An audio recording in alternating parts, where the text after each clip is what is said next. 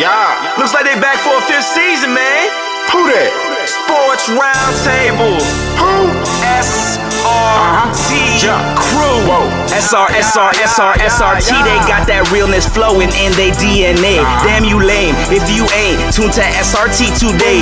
HO got that payload when he say so. What you betting on? Don't get mad at me on fantasy. Break up Kyrie LeBron. I be smooth as sports superhero Hancock in the mix. Deal with roll tide forever. Real talk, you know who he gon' pick. See where I be with SRT. Behind the glass, that G-Money. Mayweather strong, I never lose. 6-man elite, that's J Smooth. All you other sports radio shows is fake news. Believe that. Turn up your radios, cause it's time for SRT Radio. Yeah.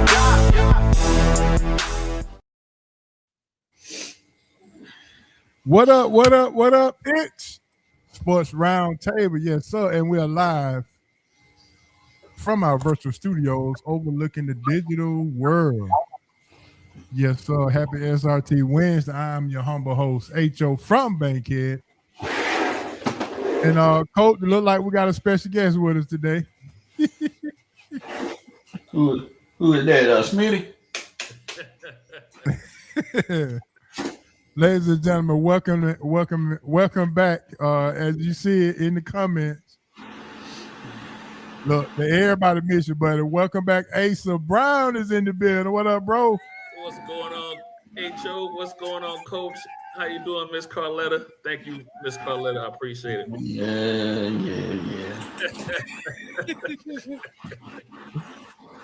Hey, Coach must got wind. I miss you too, Coach. Yeah, Coach miss you too, because every time when I said Asa got to work late, he was grumbling over that. He had nobody to go back and forth with. I was trying to break up Kyrie and LeBron. Yeah. Oh man.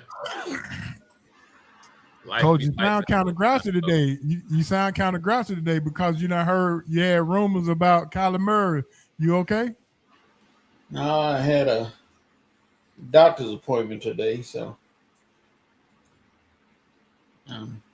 Okay, well, I hope everything good. Well, kids need to be beaten, so that's all on the menu. All right, well, prayers to you, Coach. Prayers to you. Same here. Same to you. Yes, sir. Well, welcome to episode 465, 465th episode of Sports Roundtable is in the books right now tonight. Coach, you got anything for 465? That's how many days Mark DeRosa gonna need to be away from the country if they don't qualify. Yeah, some kind of miscommunication, huh? Yes, sir. You got any in the news on that, or can you break that down for us? Mark DeRosa, I know you're not ethnic, but I'm gonna go ethnic on you. There's an old saying back in the days of the young urban people who played ball: kill a net with a sledgehammer. You don't take any games off. You jump on people every game, and then after the game, you exchange pleasantries after you thump somebody. You don't go into it half-stepping. No. This is too important for any mistakes. And so you better hope Italy beat Mexico. Yeah. Well, it's two ways that they can get eliminated, though. I think it's also the run differential.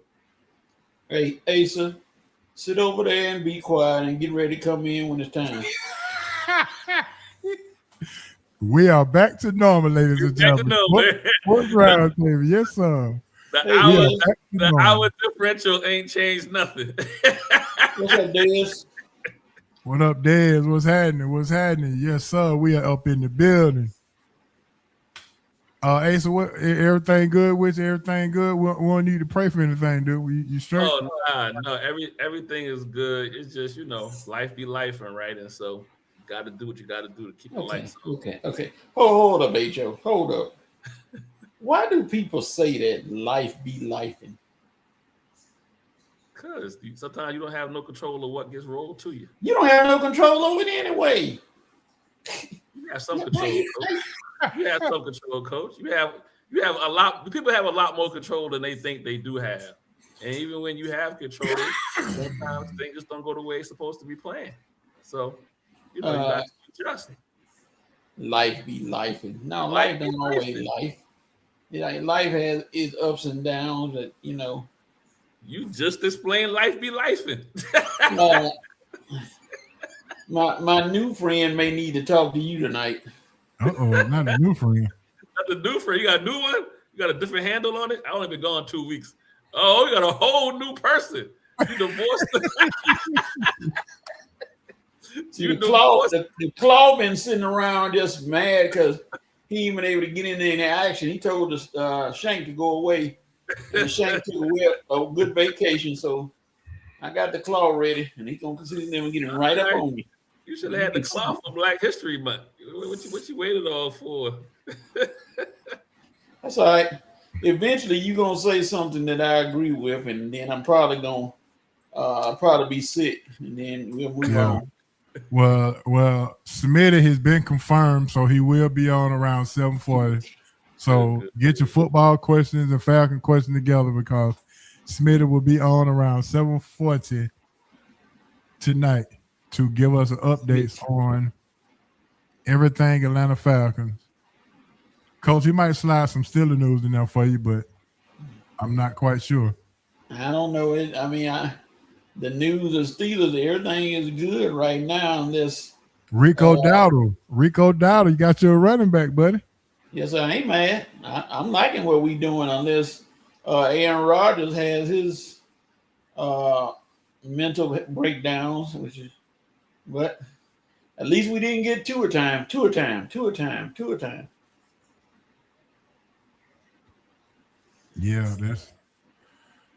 Yeah, that's turnover tour is coming to the ATL. Turnover tour. That's about right, huh? Well, before we get started, we got some. Let me go ahead and give you this. Well, let me go ahead and do some house cleaning real quick. Thanks for tuning in to Sports Roundtable. Make sure you like and subscribe to the YouTube channel and the Facebook channel as well, as we are really appreciative of all those things. Make sure you share the link as well. And get somebody else hooked on Sports Roundtable, as Coach and Ace are still fighting the battle of who gets top priority when it comes to their own teams.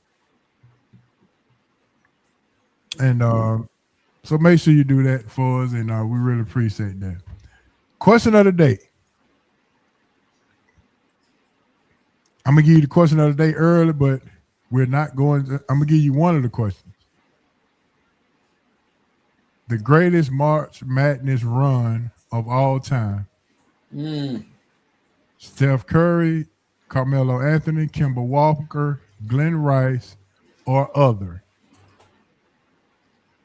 We'll wait until about right before the fun bag, right around 8:15 to answer those questions.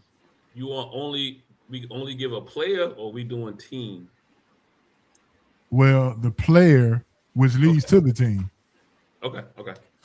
Yeah, the player that leads to the team, because the team don't get that far if the player don't play like he played.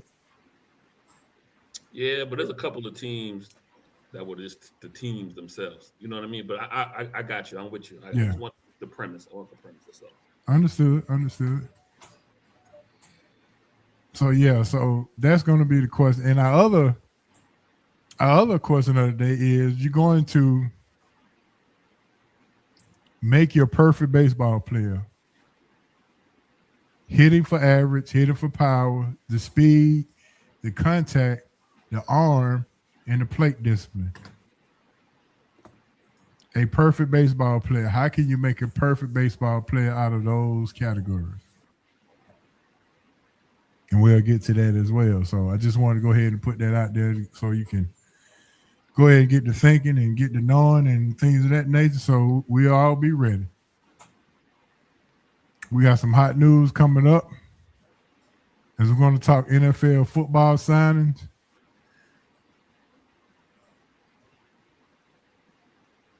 Did the NBA cross the line by canceling Magic City promotion night for the Atlanta Hawks? Yep. And going into March Madness, what are your thoughts on the season? So those are our topics.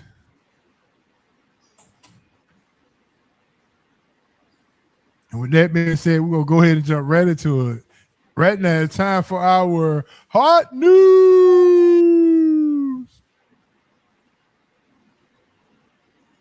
Oh, that's the wrong one.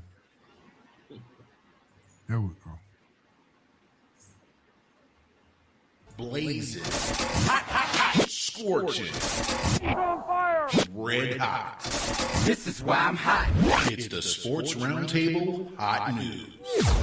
Yeah, buddy, the hot news sponsored by Big Easy Grill, 1193 Collier Road, Atlanta, Georgia. Big Easy Grill, Atlanta's best kept secret. Go on over to Big Easy Grill. Make sure you mention Sports Roundtable or SRT. Go ahead and get you 10% off any meals, $25 or more. Big Easy Grill, the best Louisiana seafood spot in town.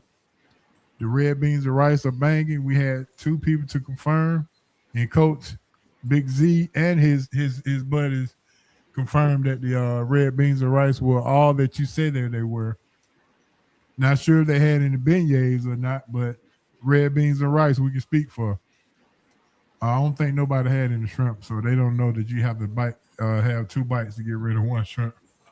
Yeah, it is. So with that being said, go on over to Big East Grill, 1193 Collier Road, Atlanta, Georgia. Mention SRT or Sports Roundtable. All right, fellas.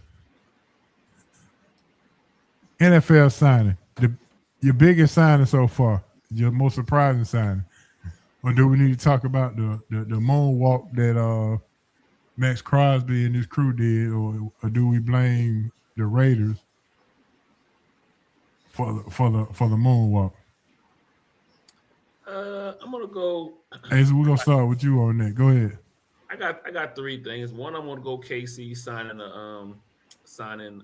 Walker, the 2nd or 3rd from Seattle. That just lets you know what they're gonna do next year. Kansas City's gonna look like Philadelphia. Go back to Andy Reid's last 3 years in Philly, and this is what Kansas City's gonna look like next year, offensive wise. And so I think that was a big signing and a big tell. The second thing I would say would be I'm gonna start right here in Atlanta.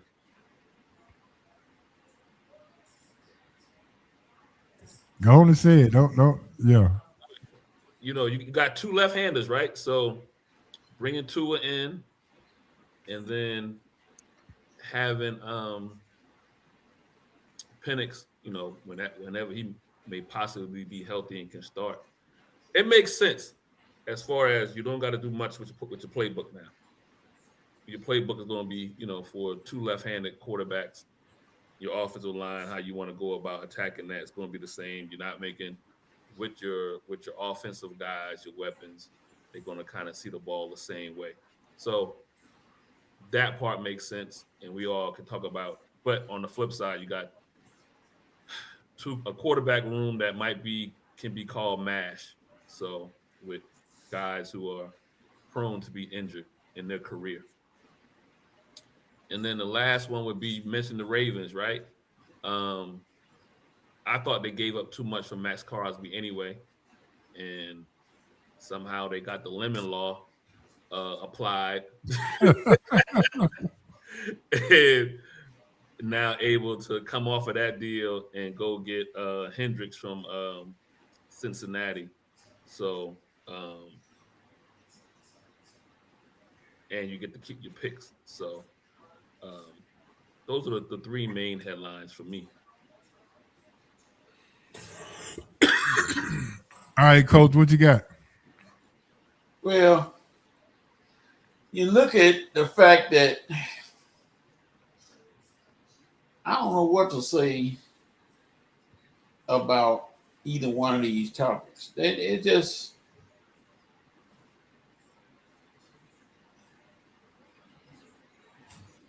I'm trying to find the words.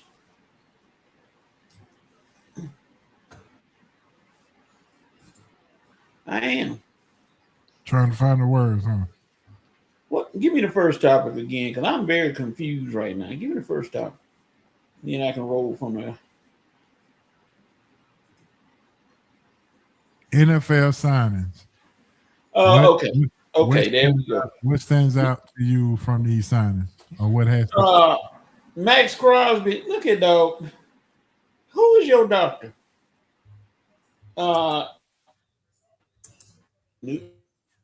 Baltimore, Raiders, or ever.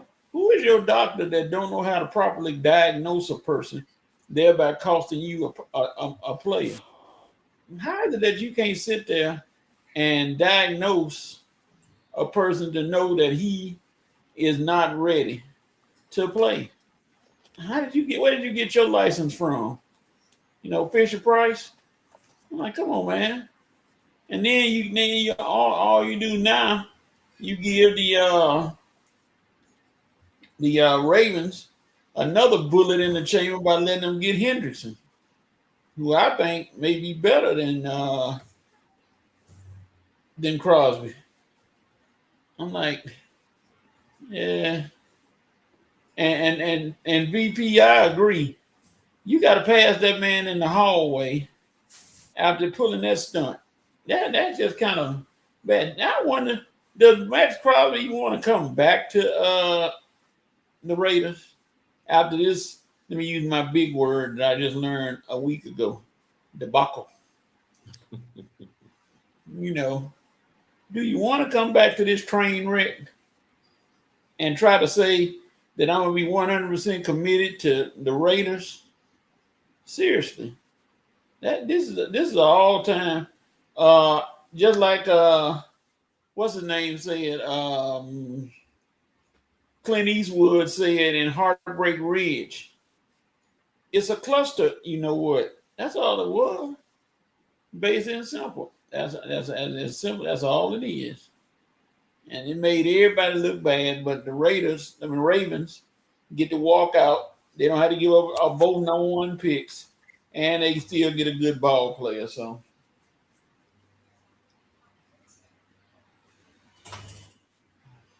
that's all you got on the signings, coach? And I feel good about what the Steelers did, but again, Pittsburgh, let me fuss at y'all. Who the quarterback? Coach said, who the quarterback? And I look, and I'm looking at this lineup taking place. Rico Dowdle, Jalen Warren, Michael Pittman, DK Metcalf when he ain't got that fan around him, Pat Frymouth, and who the quarterback? But,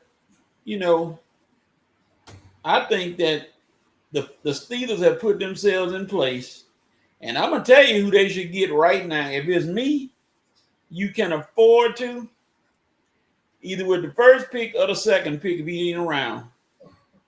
I'm going back to get Zechariah Branch to fill that slot. 4.35, run like a bullet, can catch out the backfield if he need to. A kick returner and punt returner, get in that slot and go crazy.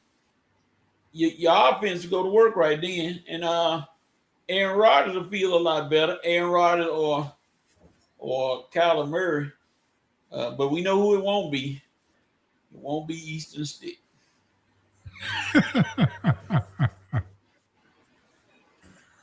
Would not be Eastern Stick, huh? No, sir. No, sir. How would you feel if Kyler Murray gets signed? I wouldn't have a problem with it. Because now you got blazing speed all over. You got guys who can run, and then you got Kyler Murray, who people talking about, Kyler Murray, he's so short, he's not going to be. Yeah, but who's going to catch him when he get loose? That's another element. Who's going to catch him? Now, I know these linemen running good, but Kyler Murray still can give you 5 to 10 yards every time he come out that backfield. So we'll see. I think Kyler Murray going to the Vikings, but one can dream.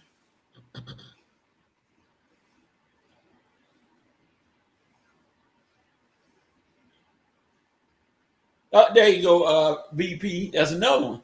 Kyler Murray cost you $1 million, maybe 500,000. He don't need money. Arizona paying him, so he don't need money. Well, I think the minimum is 1.3 for his time served. So that's what I'm saying. Hey, you ain't hurting on no money on salary.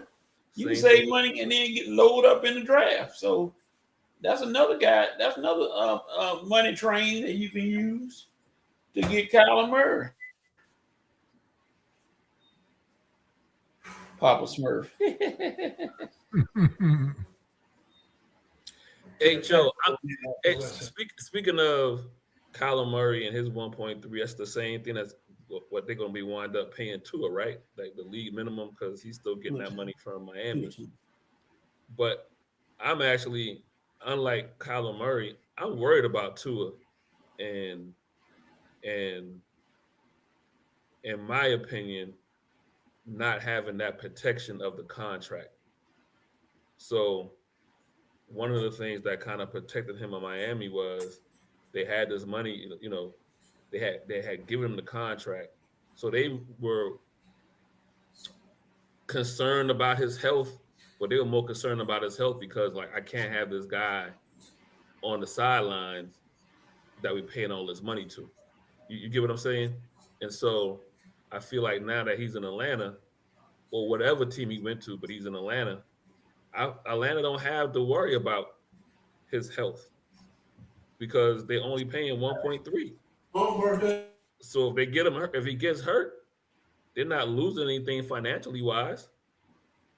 And you got Eastern State.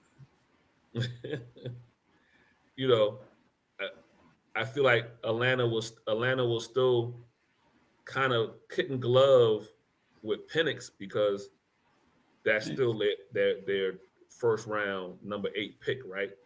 Whether the old regime picked it or not, it's still some value in making sure this guy that we pick so high develops right. But a guy that we only paying 1.3 million to, I just don't see the protection being around to it that he got in Miami. So that's what worries me with him. All right, say that for Smitty tonight. Okay. Smitty. Yeah. What's Smitty middle name, Coach? That is one Antoine Ezekiel Smith. All right, Coach, I'm gonna start with you on this one. Did the NBA cross the line by canceling the Atlanta Hawks promotion? Well, if I could be frank, my name ain't Frank, but anyway, you doggone right they crossed the line. Coach, I got a message for you in the chat. I just pulled it up. Big Z. Big Z in the house. Big Z in the house. Where my dog's at? You can go ahead and continue now about the NBA screwing up.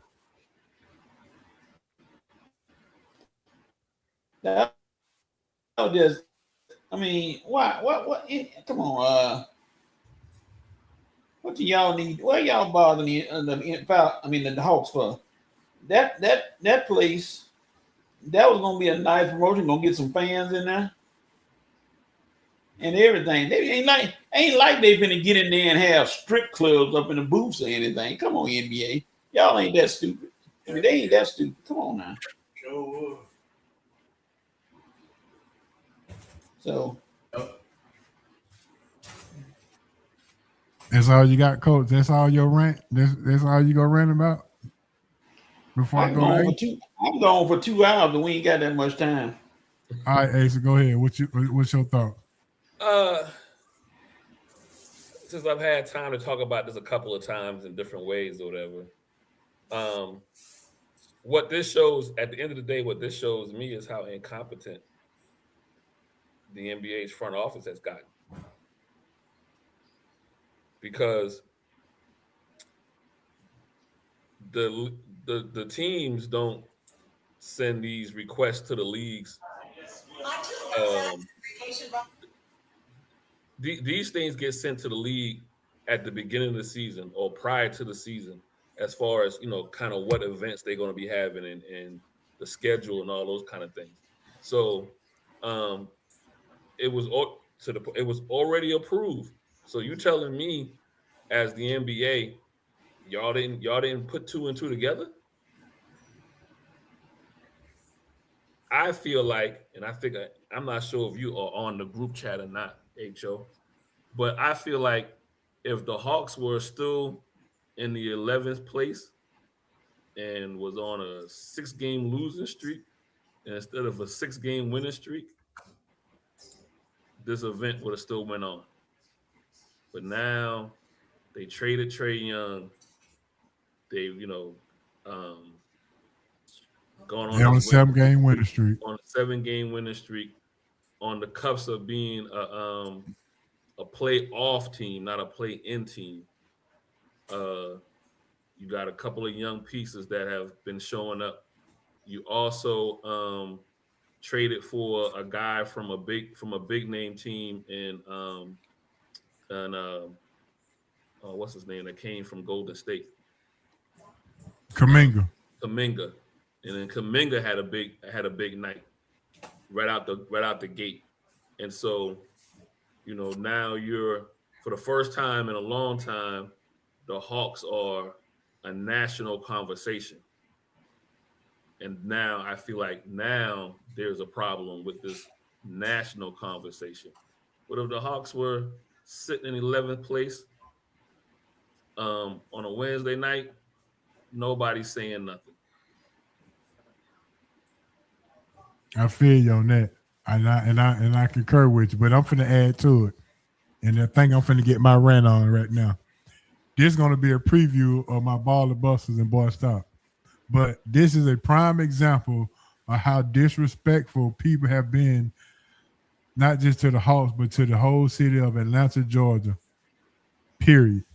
Ever since Atlanta has been holding the hip hop mantle, ever since Atlanta has been holding the movie central of the world, ever since we have garnered the honor of having the Super Bowl here, the Final Four, and things of that nature, people continue to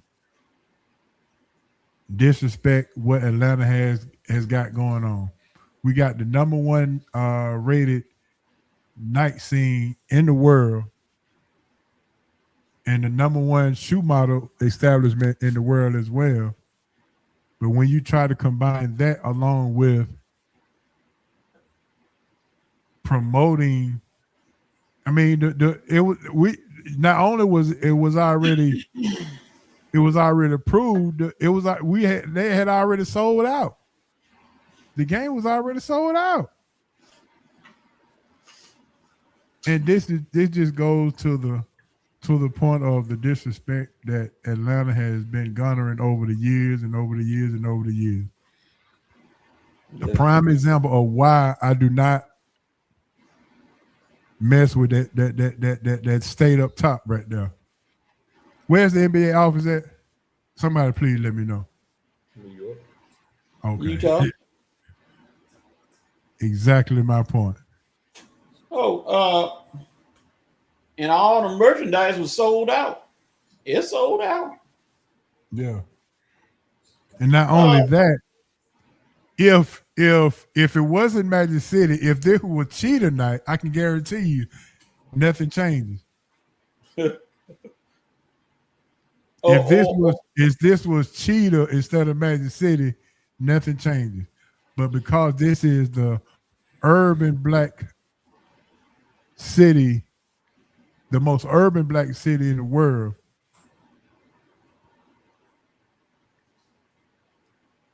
yeah,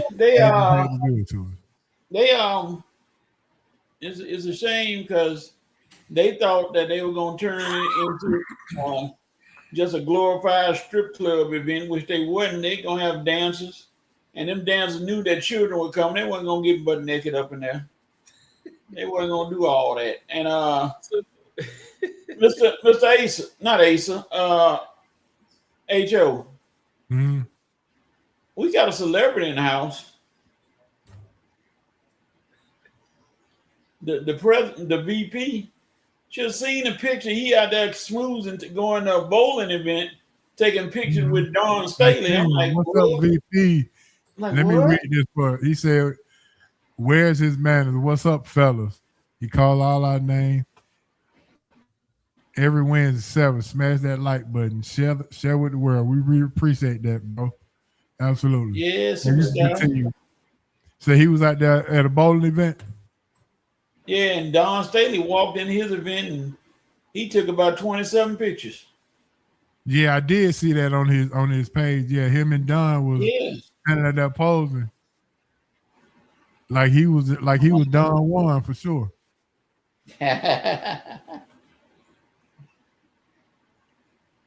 But getting back to my point, if this was promoting Cheetah, I can guarantee you this event don't get canceled. Or the promotion don't get canceled. The game still goes on, but the promotion don't get canceled. But who am I? Well, you know what, HO? Maybe not. Maybe Cheetah gets canceled, but not Hooters. Hooters doesn't. And so, I feel individuals, and I can see both sides of the coin per se, as they say, or whatever. Um, I guess my issue is though this shows me how lack of oversight the NBA has at this current moment, because they just didn't decide to make this event happen 30 days ago or 60 days ago. This was presented to the league or shown to the league at the beginning of the season.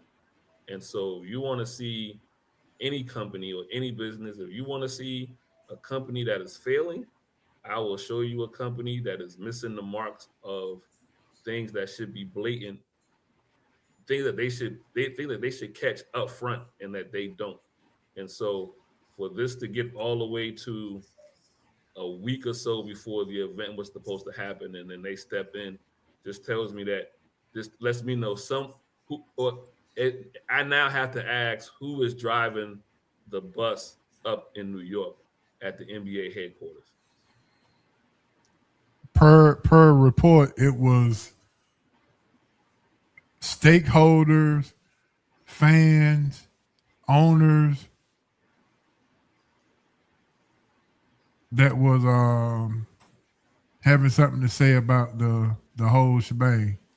I read the comment from the NBA, and let's just say all of that is true. Let's say all of that is true. Stakeholders, people pushing back, the fan base, everything. Let's just say all that is true. Again, that tells me the stakeholders and the front office of the NBA had dropped the ball, because you see what every team wants to do at the beginning of the season. You think they have MLK Day and they think about doing MLK in November for a January game? No, those things are discussed at the end of every season. You think they have, when they want to have these artists come in and perform, you think they call them the week of? No, these things are vetted, or these things are scheduled out at the during the off season for the next upcoming season. And so the NBA front office dropped the ball. And if they didn't drop the ball, then they were okay with it until they got some backlash, or some backlash came up with this with this couple of players that decided to The guy from San Antonio, what can't remember his name? Luke somebody. Yeah, Luke Kennard, I think is his name. Not Luke Kennard. Luke Kennard. You didn't have to attend. There's the answer right there, Coach. Yeah. You didn't have to attend. Thank you, Big Z. They all be in Magic City. They can say what they want. Now on the flip side, I get if you want to promote, this is across the board with all major professional teams, right? Well, at least in baseball, football, and basketball. I get you want to sell the perception of having a family night event. You should be able to bring your kids and all that kind of things. I understand that. I understand the individual who said, what am I supposed to say to my 8-year-old when they ask me what's Magic City? I understand that. But at the same time, for me then, why do we have cheerleaders? In the case of the Hawks, these during the halftime entertainment or the after the game entertainment, the Hawks have been pushing this line for a while now. They've been pushing the envelope for a while now. So they've had some artists on there who I would be like, I didn't know who they were, and then when I went to look up their discography, I was like, oh, that's kind of interesting. You know what I mean? Also, it was Luke Cornett. Did I pronounce the last name wrong? So yeah. So for me, the Hawks have been pushing this line, this gray area for a minute, and that's just the Hawks. I'm not even going to try to get into when we go to the games what you actually see as far as what patrons decide to wear. So you know what I mean? So and to your point, so let me say this. I went to the Hawks game last night. When the last time you went to a Hawks game? When they played Portland. All right. So we talking about family night and things of that nature. They concerned about family night. I would encourage anybody who has a problem with family night to go to a regular Hawks game and see all of the nuances of women in there that's half dressed and half naked off the rip without even having a Magic City promotion night. Mm-hmm. It's like that every night in every game. I won't even mention how some of the female may dress. I'll just get to some of the songs they play in between plays. That to a degree is, again, you pushing the borderline, right? You pushing it. So when you play an artist music to a point where you have I agree with VP right there. That's what I'm talking about. Oh, hey, or put more clothes on the cheerleaders. Yeah.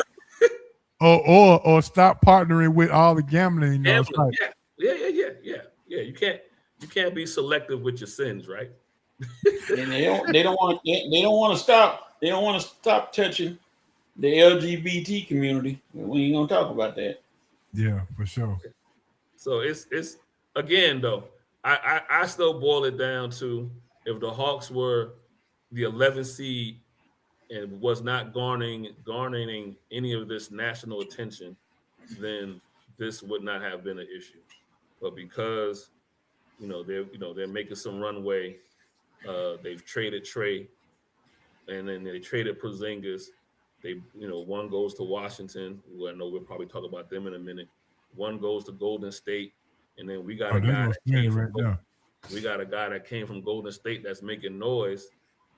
Not everything comes to light, or it's shining on the Hawks at the moment. With that being said, ladies and gentlemen, that's going to end our hot news, and we're finna transition to some hotter than hot news. Yes, sir. We got our main man in the back. We're about to bring him on and let him know what's going on with the Atlanta Falcons. I got some folks tuning in, ready to get your calls, ready to get some information. My main man, Smitty Smith, is in the building. What up, Smitty? What's up with you, G? Can you hear me? Yeah, we can hear you. Okay. All right. First of all, before we even get to the Falcons, was the NBA out of pocket and dipping their nose in their business in what Atlanta got going on for Magic City tonight. Absolutely, because they're part of the players' culture. Let's keep it real. They come to Atlanta. What do they come to do? They come to party, right? There it is. Oh. Absolutely. So I'm just, we just floored by that. What up, Dez? Yeah. All right, Smith, let's go ahead and jump into it. It is NFL free agent signing. It is March the 11th. And the Falcons been in the news, making moves and doing some other things. And the biggest news that we got was Atlanta has signed another quarterback. We got turnover tour coming to Atlanta. We got 2 left-handed quarterbacks coming to Atlanta, and one of my good friends, she wanted to know your thoughts on Tua, and I said, Smitty been bumping for Tua and said it's a good idea, but I want you to explain why Tua in Atlanta is a good idea. I know I'm gonna get some pushback on this, and I know Asa got something to say before I start. But what's up, Z? But I actually love the move. I understand all the injuries, concussions, one hit away, I get that, but that's what any player in the NFL. But the way I look at this, they trying to right or wrong. They just got rid of Kirk Cousins today.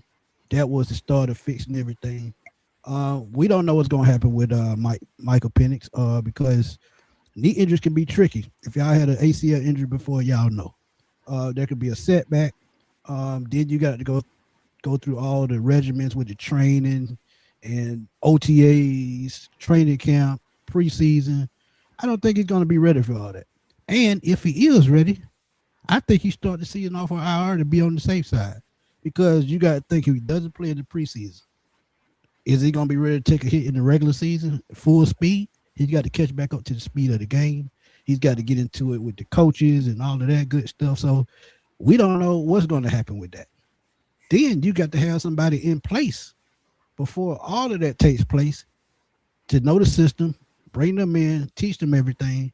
And it's a good thing that Tua knows this type system that Stefanski runs because he ran it in Miami with McDaniel. So money-wise, $1.3 million.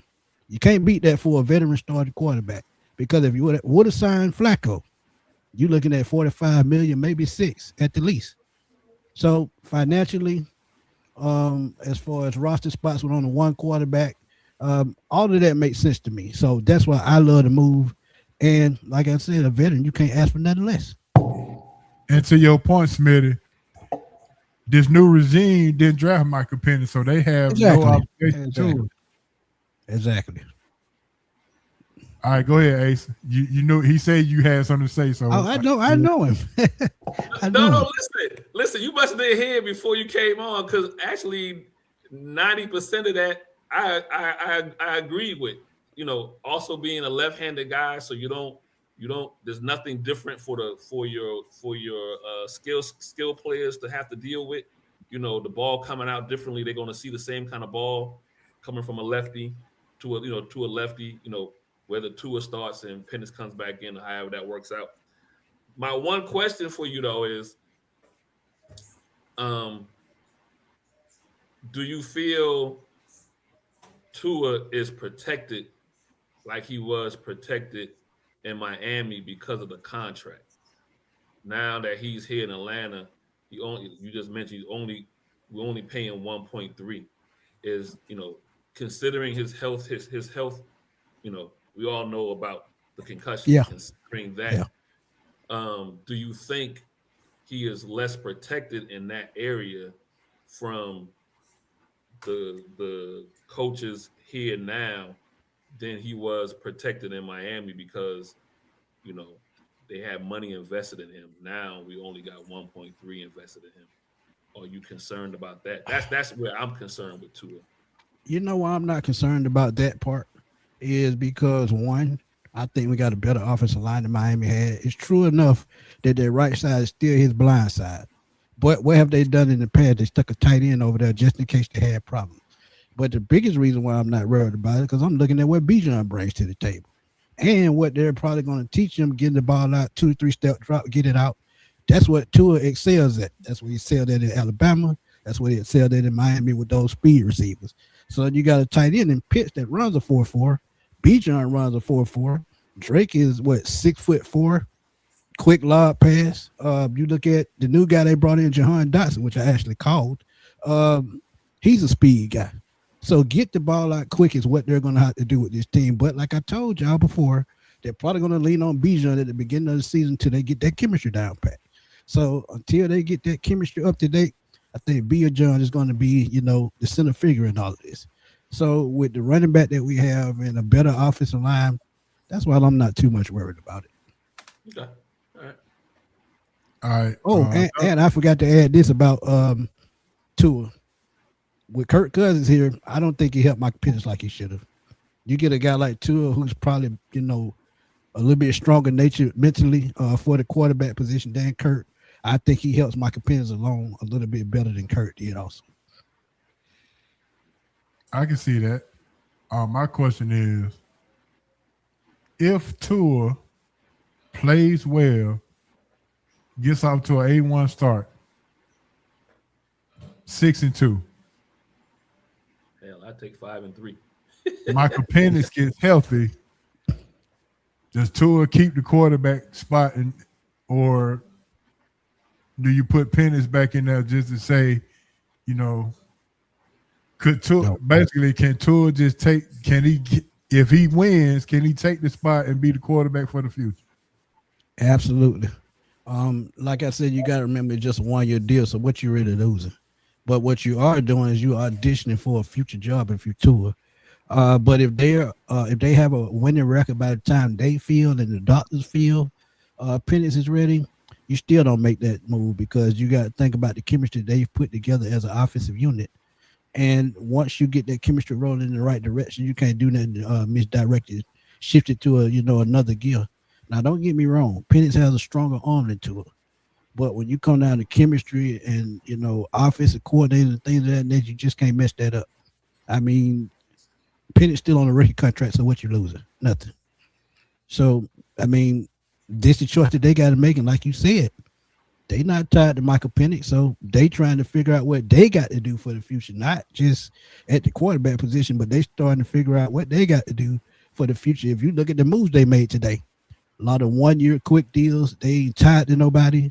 So, look, come next year when they get more cap space, this team will look much better than they do this year. But this is the building block, and you got to have a quarterback going forward.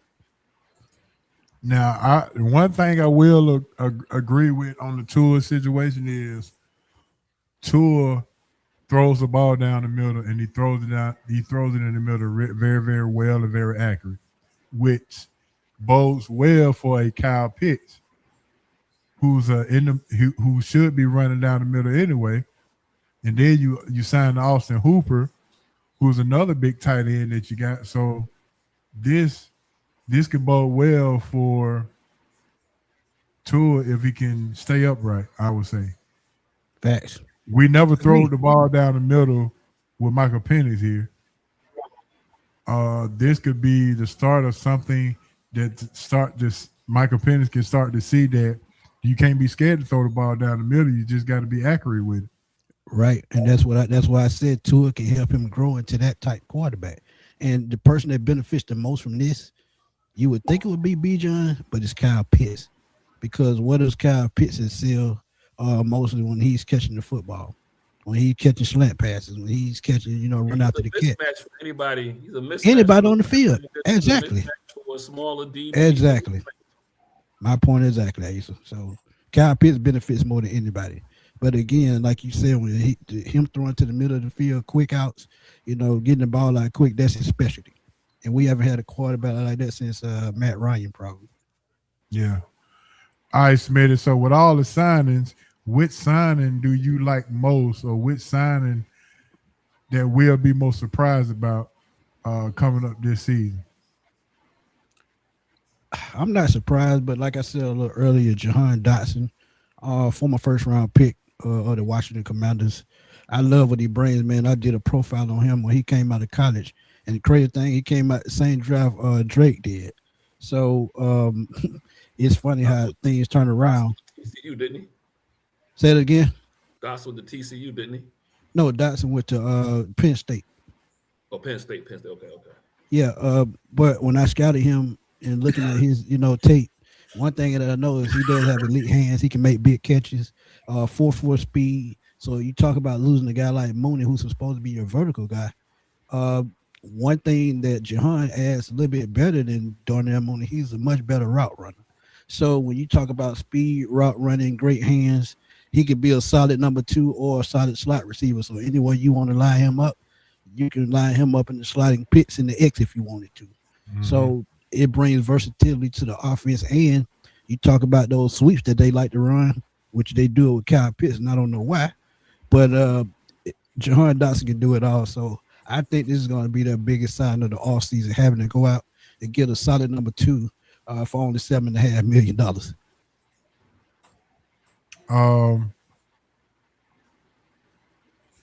Our biggest loss this offseason. Caden Ellis, Tyler Algier. We even lost the kicker, Zane Gonzalez.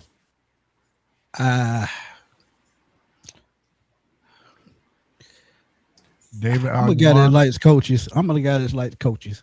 I'm gonna be honest with you. If I had to go player, I would go Tyler Algier, of course, because I feel like that duo is one of the best in the NFL. And I feel like they could have paid him if they wanted to, but they didn't want to be selfish. They want him to go out, flourish, get that number 1 spot. Because going to Arizona, they really didn't have a sure shot running back because 2 or 3 of their running backs got hurt last year. I think James Conner is going to be a free agent if they cut him or if his contract is over. So Tyler goes in as number 1 guy. And I can also see them going, Jeremiah Love in the draft as well, if they don't go offensive line. But I think Tyler Algier is going to be the biggest loss because of his contribution when Bijan needs a break. And knowing that he ran for 1,000 yards and knowing his talent, him being a red zone threat, easily the biggest loss. But if you want to go coaches, I go Mike Rudenberg, who went to the Cleveland Browns to be their defensive coordinator. He was our defensive pass game coordinator. But the way Jeff Ulbrich spoke about him, saying that he can coach any position on the field, when you lose somebody like that, an encyclopedia when it comes to coaching, that can hurt even more. But I do feel like they got good replacements in his spot. All right. I look like Coach moving around. So, Coach, you want to ask Smith about Eastern Stick now? Look here, ooh, boy. Antoine Aristotle Smith. Eastern Stick is going to make the team. We're not worried about that. Do they have no confidence in him to do the job if everybody gets hurt? Eastern Stick will be cut. I think he's already been cut, actually. I'm a big man. No, he won't be here. If they do bring in a veteran, it'll be another veteran, but it won't be him. I thought about Teddy Bridgewater, but he just got signed by the Lions again. But they'll bring in another quarterback because you got to think they're paying 3 quarterbacks anyway with Cousins. So they'll be paying 4 quarterbacks at some point this year. So I think it'll be Tua, Penix, and maybe a third string until Penix comes back because you have to have a backup behind Tua, and I don't think Penix will be ready. Yeah, that's why you got to keep Eastern Stick. I'm sorry. Yeah, if you want to throw a pick, yeah, you can do that. Hey, Smitty, with all of the trying to rob on me. With all of the signings that the Falcons have made, how does this set up for the draft coming up without a first-round pick? What is the main priority now? That's an excellent question. I still don't know the answer to it. Before I started this, I'm still looking on my draft stuff right now.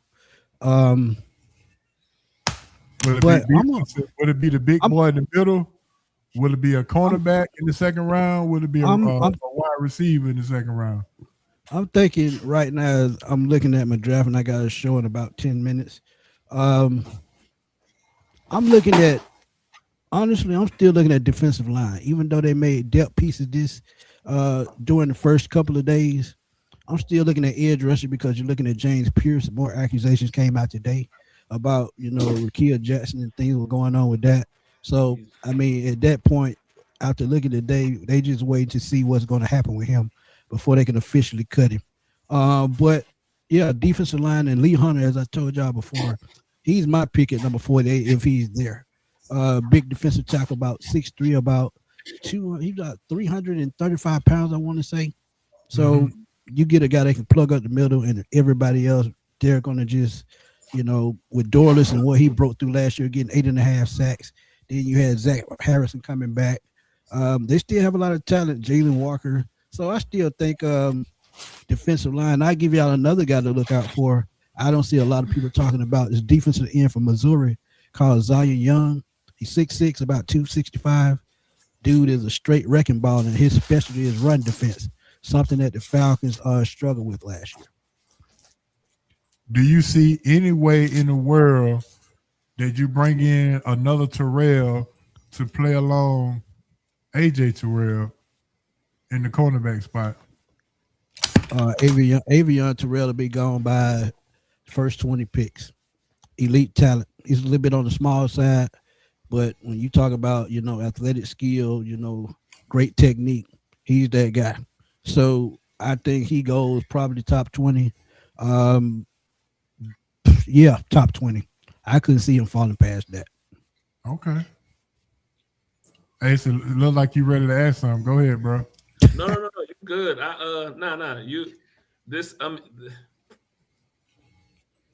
We talked about this before a few times. You've been on, Smitty. It's like I understand what the last regime was trying to do, and some of those things actually kind of came to fruition. And I don't know, we might be cursed because you mentioned Pierce, right? So he's done. They just looking to see when they can come off that contract. But right, $7 million. That's a guy lost. And because you jump to get into the, to get him, you don't have a pick for this year in the first round. So, the only saving grace for the Falcons is we in the NFC South, and so. But Ace, where they messed up at, and I tell y'all this all the time, when you mess up at the quarterback position, you starting off wrong. When you put a rookie offensive coordinator, you setting yourself up for failure. I guess they thought as he did. I guess they thought Kirk Cousins was going to guide him along until he became knowledgeable of what was going on. It did. It worked for a little while, 6-3 at the start. But when Kirk got hurt, Zach fell apart. So that lets me know he wasn't growing like he was supposed to. Because after that first season, going into last season, he should have been good to go, set, and whatever else was going on. So I don't know how he got the job in Tampa. I really don't want to know. But I just think the way he set himself up, coaching staff-wise, that's why he failed, because they had the perfect roster to make a run. But when you ain't making the right decision in the coaching office, it'll backfire you. All right, Coach, you want to ask Smitty anything else before we let him go? Yes, sir. Look here, former NFL coach Antoine Jeremiah Oreste Smith. Do you think if the Falcons go get another quarterback, how do you feel about them getting Taylor Green from Arkansas? That's a good question, Coach. I've said this before on the show. I really wouldn't mind whoever they bring in because of the coaching staff that they put together offensive wise. Because when you look at Eastern, he's had, he's done good with quarterbacks. Alex Van Pelt has developed a lot of veteran quarterbacks. You see what he did with Drake May just a couple of years ago. Then you look at Kevin Stefanski himself as the head coach. So you got a lot of offensive knowledge for these young quarterbacks to learn things. So I would not be mad about that, because we know he's going to have to take a year or two to develop. So I wouldn't be mad about it. But one guy that I think would come in, and I think there's not the socks off if he got the right development. He has an NFL caliber arm. That's Drew Oliver from Penn State. Oh my God! Oh Jesus! Look, if he could correct those accuracy issues, I think he'll be a hell of an NFL quarterback. He about as accurate as a cross-eyed archer. I don't trust. Oh my God, coach. He got to Come show on, me coach. something. In the big games, I've seen Allen come up short too many times. If he can show me something, born for But with the yards, right yeah, I agree. coaches, I think he could turn it around. There you go, coach. Okay. Kerry Collins. Yeah. Well, Kerry got to a Super Bowl. Right. Kerry, Solid career too. BP, Solid career. please go away. All right, Smith, I know you got to run. Let me ask you this last question, though. Okay. Yeah, I'm just gonna be sitting back and watching. All right. What has been your most impressive move that the Falcons made this offseason with the new regime? I think Alex Van Pelt, quarterback coach, easily. Because when you talk about development and them having problems at the quarterback position, and whomever they brought in Tua, I think that was a plus. But being able now to develop a quarterback as a staff, I think that was more important than anything. I think, again, the hiring of Stefanski and these other guys, it was aimed to help Penix, but it was aimed to get the quarterback position going in the right direction finally. So I would say Alex Van Pelt, the hiring of Alex Van Pelt. Once the season started, we get midway throughout the season, maybe game number 8. What will we be most surprised about, in your opinion, through game 8?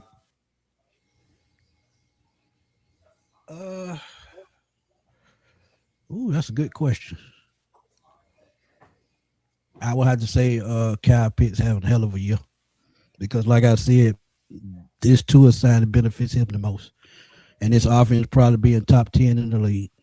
That's my dream, because look at what we did on defense last year. We pretty much got the same team, except for a couple of exits. But I say, see what this offense can do, man. All right, why sign Nick Folks and not Shane Gonzalez when Shane Gonzalez showed you that he could make kicks? Nick Folk is one of the most accurate kickers in NFL history. And we know we had Matt Bryant when he was in his 40s, so age ain't nothing with a kicker, because Vinatieri kicked it, he was 44, 45. All right, there it is. Smith, as always, man, you did a bang-up job, bro. Please let everybody know where they can find your show coming up in about 2 minutes. Y'all can catch me on Smitty Sports Machine right on YouTube, man. Me and my boy A1 gonna kick it with our boy Clint Goss, NFL analyst, draft analyst. We're gonna talk a little bit about the draft, the Falcons' latest moves, and how they started out with free agent. I think they made a hell of a good start. Not a lot of big names, but they add depth just like they're supposed to. So because with 5 draft picks, you got to do that. So just come on over, man. We'll be on in a couple of minutes, and I keep y'all up to date on latest news, debates, all that good stuff, man. So just come on over and join us. All right, Smitty, we appreciate it, bro. Have a good one, man. Thanks as always. See y'all later, bro. man. Appreciate y'all. All right.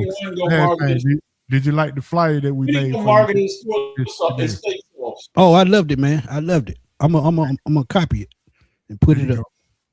Absolutely. I got you. You heard me, yes, sir. What's up, Coach? You heard me, Smitty? What's up, When Coach? is A1 gonna market his steak sauce? When is A1 gonna market his steak sauce? I think he'll get sued for that. So I think he'll get sued for that. So I don't think he's gonna do it. Okay. All right, Smitty, we'll talk, bro. Go on, do your show, man. Thanks again, bro. No doubt. Yes, sir. Be good, Smitty. Smitty Smith doing his thing.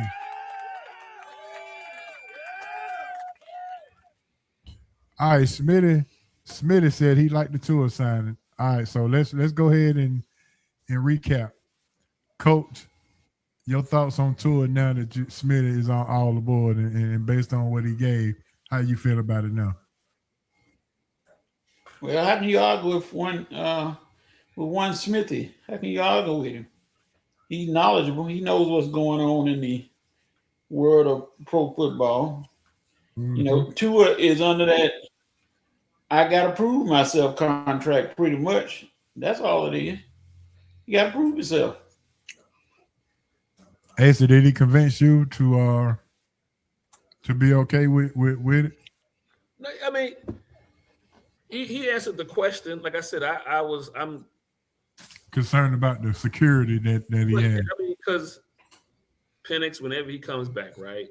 Obviously, we know the history about Tua. Same thing with Penix. Penix been hurt his whole career, collegiate and now obviously pro. Yeah, 5 years, 5 season-ending injuries out of 8 years Yeah, going back to college. yeah. And then don't nobody like the third choice except for coach.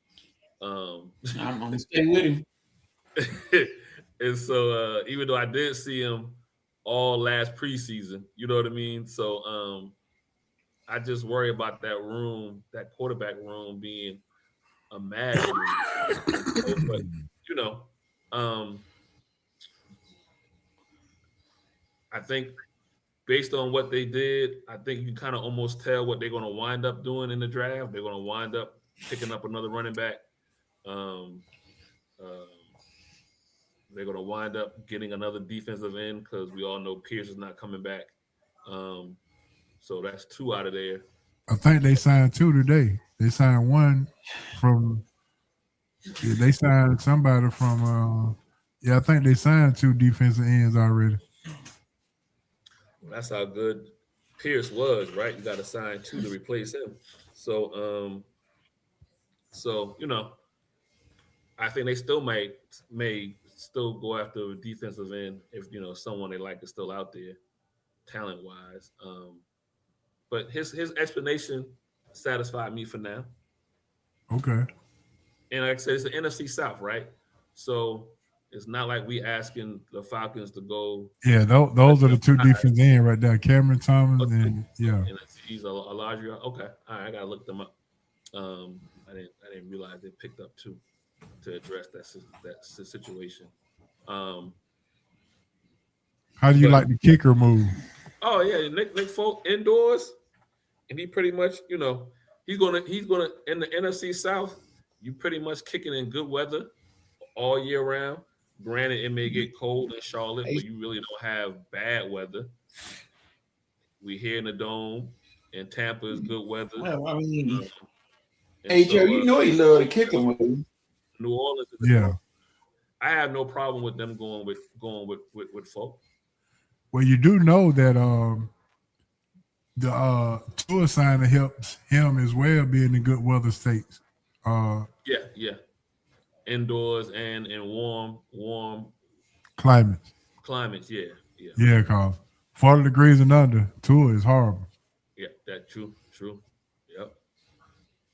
Coach, what you think about the kicker move, Nick Folks, instead of keeping Shane? Well, like I said, Folk doesn't have nothing to prove. He's solid. He's been there, done that. So, what does he have to prove? You can say the Falcons might have been in the playoffs last year. I think they lost 2 games because of the kicker. Yeah. Or they lost 2 games because they didn't trust the kicker. You know what I mean? Based on play call. I agree. All right, with that being said, let's go ahead and jump to baller, buses, and boy stop. Coach, I figured you were ready for baller, buses, and boy stop, so let's go ahead and get to it. No. Baller this week. Go ahead and put your baller, buses, and boy stop in the chat so we can read them out. My baller this week goes out to the Atlanta Hawks. 7-game win streak, 3 games over 500 right now. 2.5 games out of 5th place, I think. But they doing what they need to do to try to make this playoff run. So cheers out to the Atlanta Hawks winning 7 straight and being consistent for a very long time in their play. Even with or without Kuminga, they'll still continue to ball and show the NBA that they are going to make the NBA pay for not having Magic City promotion night. All right, Asa, go ahead. What you got? A baller. I mean, if you didn't watch it or got to see it last night, I know you watched highlights today. Bam Adebayo. Miami Heat. 83. No matter how you agree, how he got 83.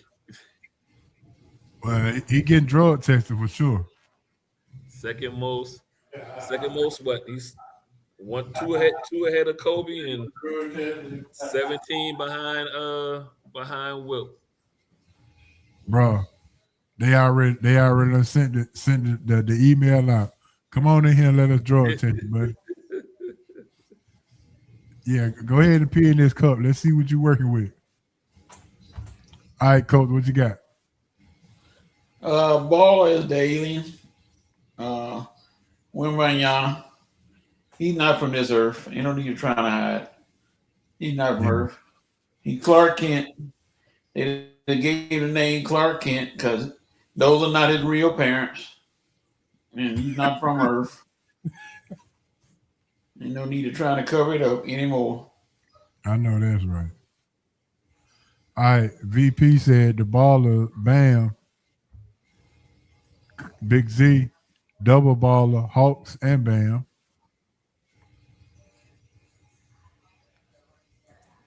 VP already got his buster, the Wizards defense. Oh, Lord. There's 83, but how many from the charity strike again? Yeah, damn, there you go. He almost had 40 points from the free throw line. If he make all his free throws, he do have 40 points from the free throw line. He was 38-46. Something. He missed 7 free throws. Crazy. All right, here we go with the Buster. Buster Award. The WNBA still negotiating, hadn't come to an agreement. Lord have mercy. Please come on. Get this thing right. May is right around the corner. You need to have this thing in place before you start the season. What is the problem? WNBA, do you understand the movement of the WNBA right now? Do you understand that they are moving the needle? What is the holdup? What can possibly be the holdup at this particular point? Don't be so selfish that now you already made so much money last year that each team got $9 million just for revenue alone. That should tell you that in itself should tell you that this is where the negotiations should start and stop, to where you can net $9 million per team. I just don't understand the WNBA and the collective bargaining agreement not being settled by now.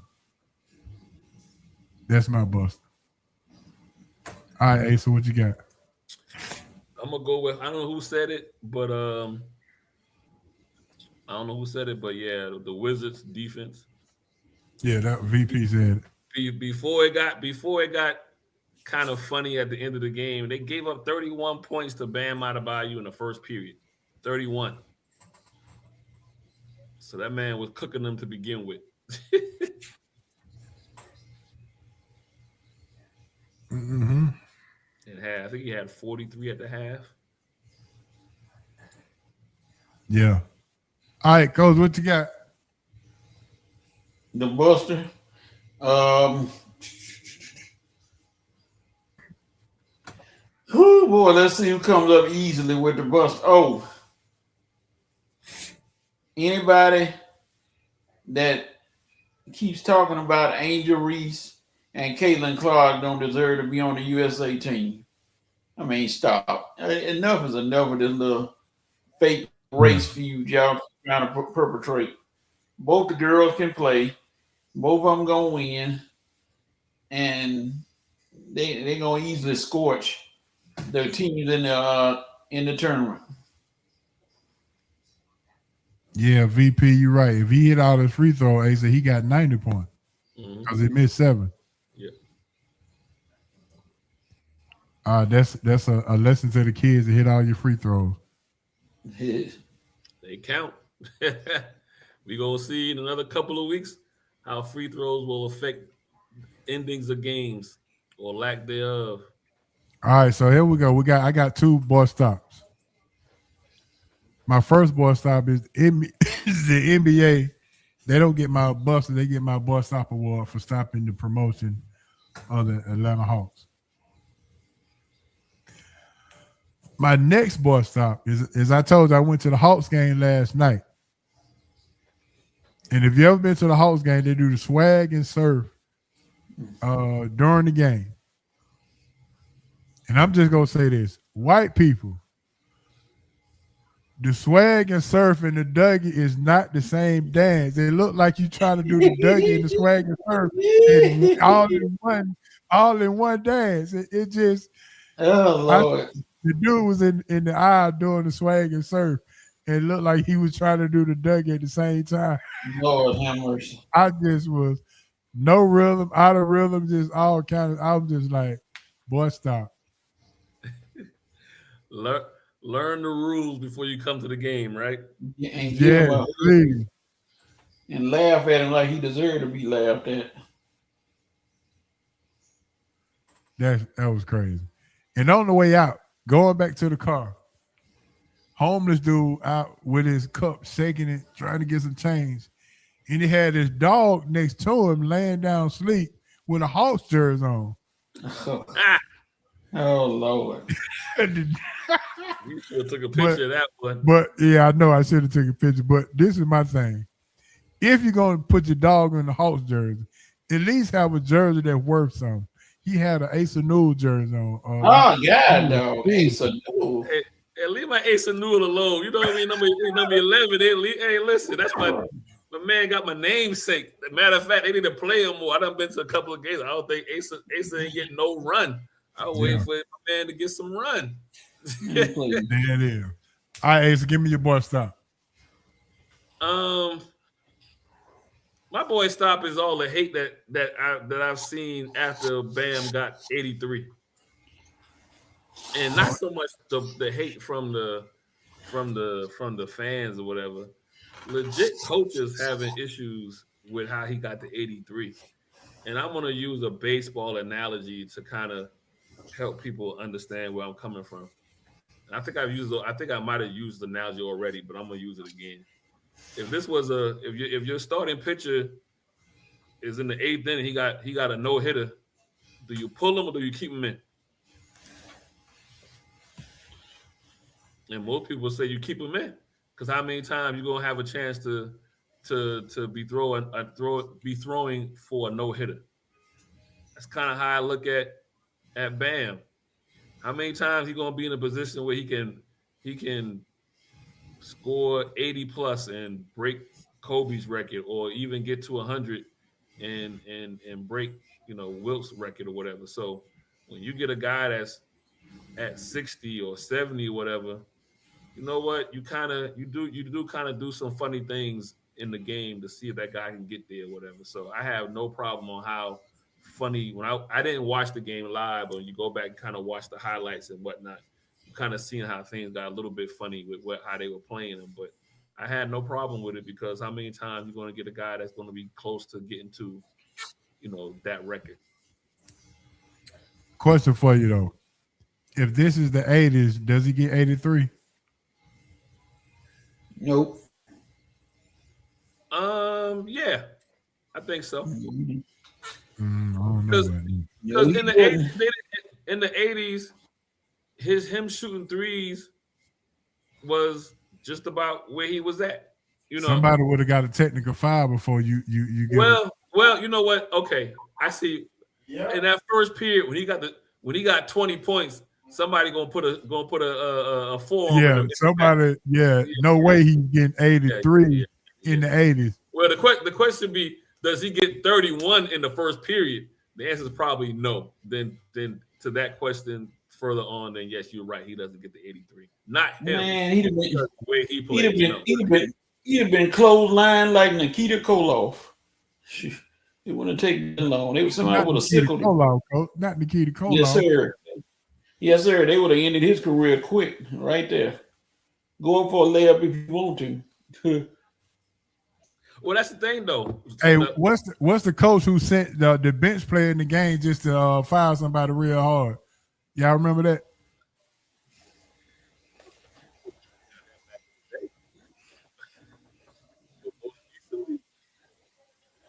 I forgot, but he wouldn't have got it in the 80s. Kobe wouldn't even got 81 in the 80s either. Rick Mahorn, Bill Lambert, and others saw that. Yeah. Nope. They didn't end that party. They'd have been a party crasher. Yeah, it been crashed, all right.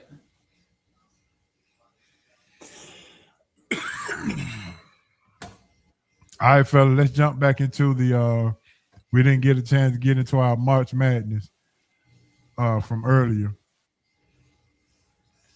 Going into March Madness, Asa, what have you seen from the college basketball thoughts from your college basketball for this season? I'm interested to see what Miami, Ohio does. Are they going to wind up in the tournament, being in the tournament at 34-0 or whatever? Yeah, 34-0 because they're 31-0 at the end of the regular season, 31-0. So yeah, 3 games to so they to win. They got to win the championship. I forgot my honorable baller award is to Nolan Smith, head coach of the Tennessee State Tigers, as they won the Ohio Valley.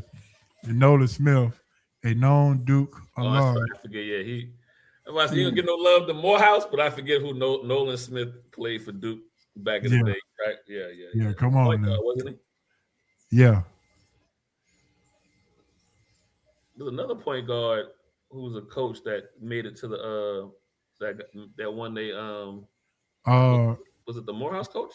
No, McNamara. Okay. Sienna. Yeah. Is he gonna be the next Syracuse coach? Because they finna let go Autry.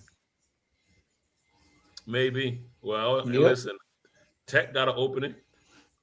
Yeah, we got to talk about that as well. There you go. There you answer right there, Asa. Okay. Okay. So you got them making it to the Sweet 16. All right. Man, Coach, you ain't got them going that far, do you? Yeah, I think they're gonna go a little ways. Okay. I'm interested to see where they get seeded at. So if they win their conference championship, like I said, they'll be 34-0. Yeah, that's an automatic bid, though. It's automatic bid, but I still are they with a committee commit to them being a 4 seed? Because right now at 31-0, I think they rank like 20th. Mm-hmm. So it's just interesting to see where they may wind up at. That's all. I'm interested in, that's I hope UConn loses in the first round, second round, or third round, because I have the disdain for Hurley. Should he have got ejected the other night? Yes. They should have suspended him like they were talking about suspending him early in the year. And he proved them right that they should have suspended him. And then the brother doing the same thing the same night. Across the country, acting the exact same way. They hurlers, they go act that way. Insufferable. Insufferable. Whatever, however you use that word. Insufferable. They're that. Hey, Asa, you snap, ain't you? I just, hey man, it irks me when I see certain people who get to do certain things, and we know good and well it was somebody else. They would have been, Understood. All right, let's get to our question of the day. March Madness, the best run in March Madness history. We got Steph Curry, Carmelo Anthony, Kemba Walker, Glenn Rice, or other. Should I bring in Jimmy Fredette from BYU? No, sir. But Melo, Kemba, and Glenn Rice all ended up with championships with their run. Steph Curry did not. Elite Eight, and that was it. He was a bucket away from being to the Final Four. Yes, he was. He just needed one guy. He's my number 4 because those first 3 that you mentioned, they all won a championship.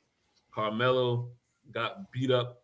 What Kansas tried to do to him in that championship game, or the semifinal game, was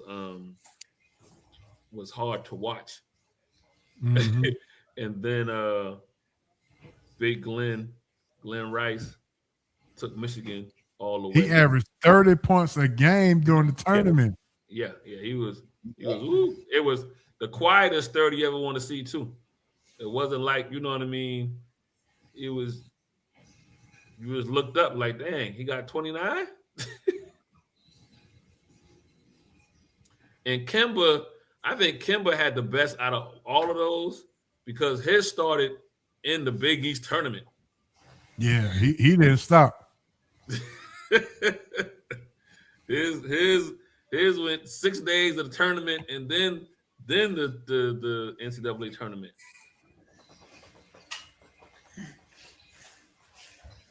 All right, Coach, give me your who made the best run? Cardiac Kemba. Kemba Walker. Hey, so you going with Kemba as well? Like I said, because if you remember though, like I said, it started in the Big East tournament and then into the tournament. So like his run was 2 months, a 2-month run. You know what I mean? Like, yeah, he went to work. So yeah, Kemba is hard. That'll be hard to beat. but I have no problem. Somebody says that somebody, like for me, until y'all mentioned Kemba, I kind of forgot about it. Like I would have been Carmelo, but nah, Kemba gets the extra credit. Now, my honorable mention though, of recent history, my honorable mention is Steph Curry, Stephon Curry, because what he did with Davidson. His had to be the most unexpected and the most exciting. Yeah.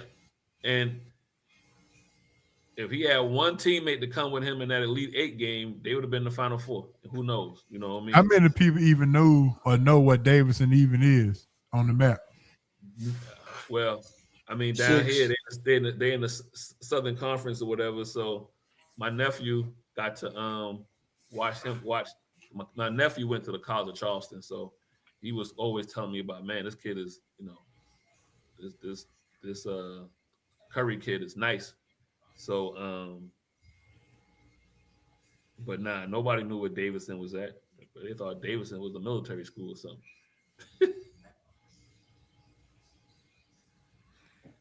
Yeah, I agree with that. And Davidson ain't left the map ever since Curry put him on the map, right? Nope. I mean, they had a decent year the year after he left, but nothing like while he was there.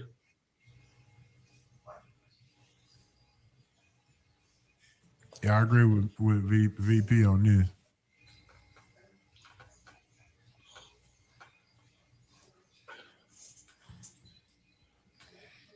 Yeah. All right, next we got, and I know Cuz gonna like this. Create your perfect baseball player. Hitting average. And we're gonna clone it. So you have a hitting average like which baseball player? You have a power like which baseball player? Your speed is like what baseball player? Your contact, your arm, and your plate discipline is like which baseball player? Clone your perfect baseball player. Speed. Vince Coleman. Oh, that's a good one, Coach. All right, can you go in order, sir? Okay, say them in order again. I don't want no trouble. Hitting for average, like who? Tony Gwynn. Power. Ken Griffey Jr. Speed. Vince Coleman. Contact. Rod Carew. Arm. David Parker. Plate discipline. Pete Rose. All right, coach, you got you a perfect baseball player. Asa, you ready? You ready, Asa? Yeah, I'm ready. Hitting for average. Tony Gwynn. Hitting for power. Barry Bonds. Speed. Ricky Henderson. Contact. Griffey. Arm. Our boy that was here. Just made Jason Hayward. just made the Hall of Fame. Andrew Jones. Plate discipline. My man out there in California in Angels. What's the white boy's name? Trout. All right, good deal. All right, I'm finna do myself. Hitting for average. Tony Gwynn. Power. Barry Bonds. Speed. Ricky Henderson. Contact. Ichiro. Arm. Andrew Jones. Plate discipline. Frank Thomas. Big Hurt. I like coaches though. Coach had a good mixture of all the decades in there. Well, been around that long, I get it, but still. see, okay, let's just stop. See, all right, coach. I'm waiting on your Okay, I'm trying to remember what No, H.O. Yeah. Address that comment. Bit around on. Okay. Well, let's see. Okay, I got hitting, power, speed, contact, and what's the other one? Hold on.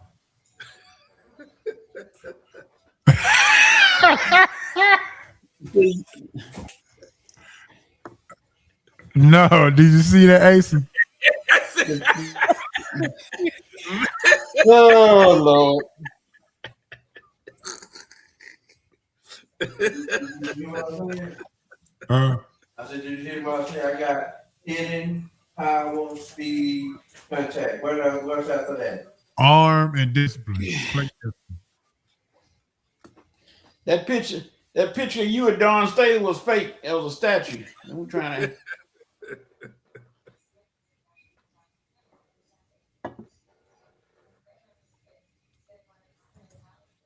Man, the crazy thing about all this HO is Barry Bonds can fit in all those categories. Except arm. Oh, okay. He's a liability out there in left field. Yeah, he didn't have the greatest arm, or he would have threw Sid Bream out. Uh-oh. If that was Ken Griffey in left field, Bream is out by a mile. Big time. All right, here go Big Z. Hitting Gwen, power Bond, speed Ricky, contact Rose, Parker, and Ichiro discipline. Okay. I like that. That's pretty good. Boy, I wanted to put Griffin there so bad.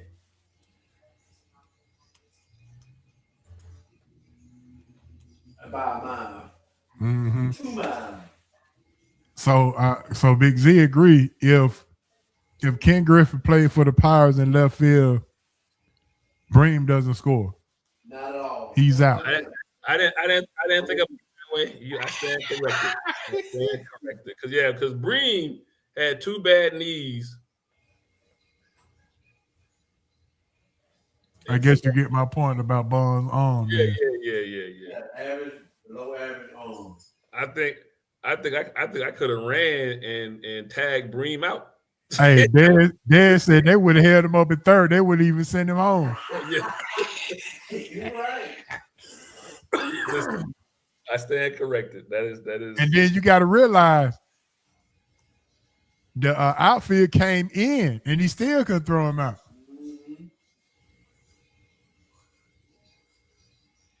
But if that's all you got to say about Barry Bonds, then I guess that's. Hey, listen, everybody got a weakness, right? Everybody got a weakness. Bonds still the best baseball channel I've ever seen. Shaq can't shoot free throws. Wait it on. You know.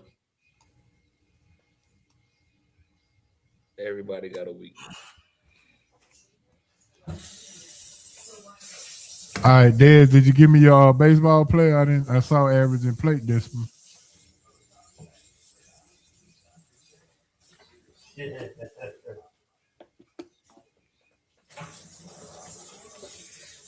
Griffin did. Hey, Asa. Coach been all right with them money questions on the fun bag. He said he didn't need your help. Listen. I'm glad he got it together. Yeah. He sure did. Griffin did.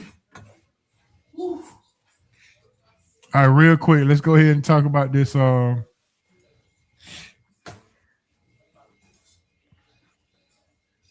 This NBA.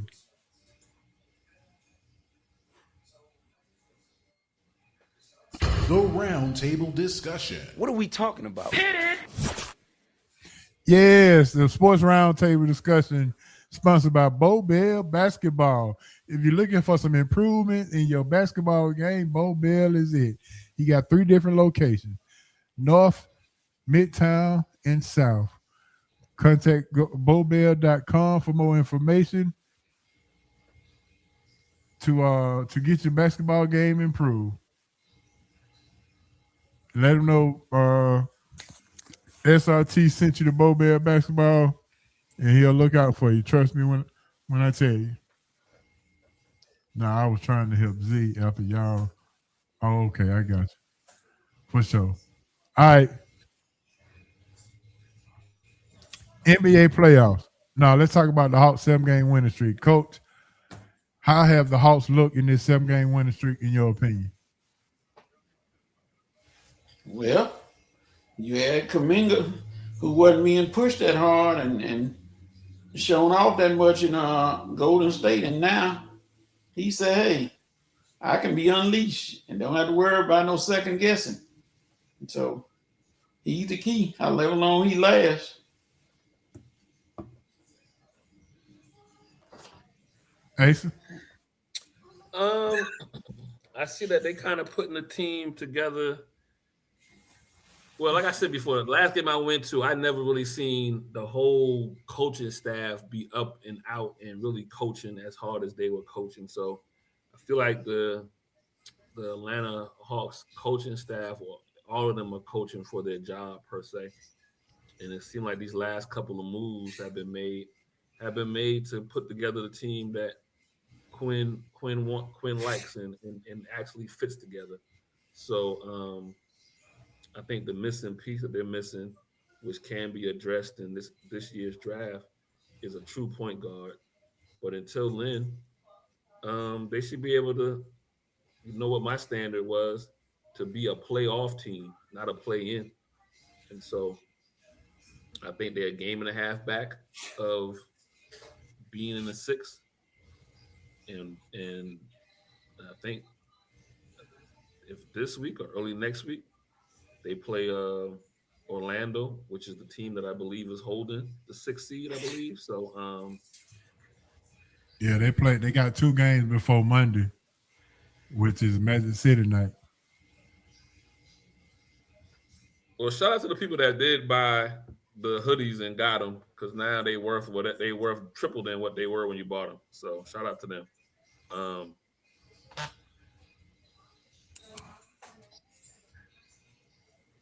Let's see.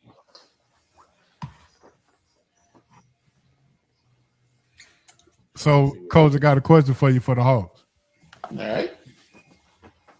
If they sign Nikhil Alexander, if they trade for him instead of DeJounte Murray, would they have been better off with Trae Young being here with Nikhil?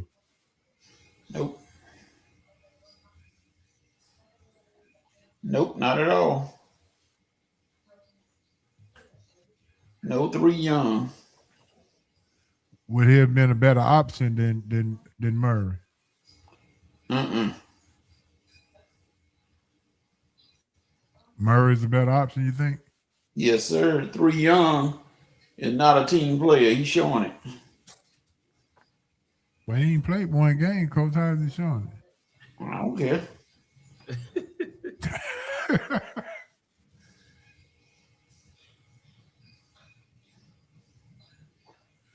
Yeah, I agree with Dez. Let's see if they can keep this thing going. Yeah, okay, yeah, they got Brooklyn next. That should be a win because Brooklyn's tanking. And then they got Milwaukee. And then Orlando. Then Orlando. So, I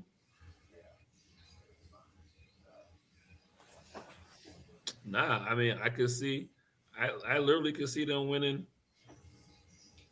the next 2 out of the next 3. And so, it would be more important to win the Orlando game. If you're going to lose one to Milwaukee because they're behind you, but then beat Orlando because they're the team ahead of you. So, but I believe they can really win all 3. They can win all 3. Yeah. Nothing's guaranteed, but they should beat Brooklyn, right? We all know Brooklyn's tanking.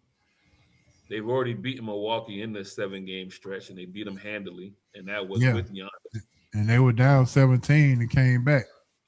And then let's see what and then Orlando, that Orlando game, Magic City night, is really a playoff game type scenario. So yeah. I wouldn't mind going to that game, but now the Magic City is. Listen, Magic City be jumping on Monday night anyway, so I can imagine what that's gonna be like after the game.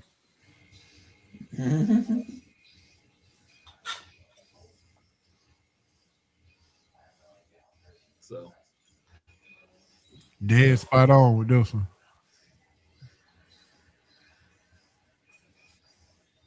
yeah, Des, you're right. I mean, they finding ways to win, and that is partly due to guys learning to play with one another and playing hard. But I also believe that you got coaches now coaching these guys and putting them in positions to actually succeed and not depending on. All right, let me ask y'all another Hawks question.